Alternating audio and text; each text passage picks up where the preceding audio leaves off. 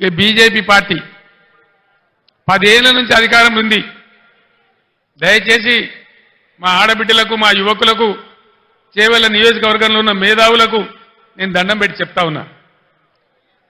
భావోద్వేగాలు పెంచడం తప్ప, ఒక మత పిచ్చి లేపడం తప్ప ఏమన్నా ఒక మంచి పని జరిగిందా బీజేపీ హయాంలో?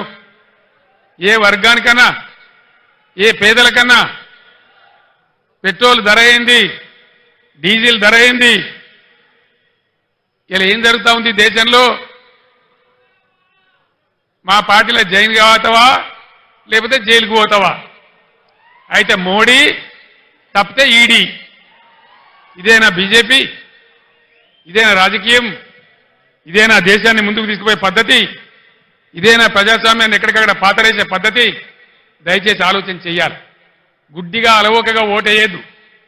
గుడ్డిగా ఓటేస్తే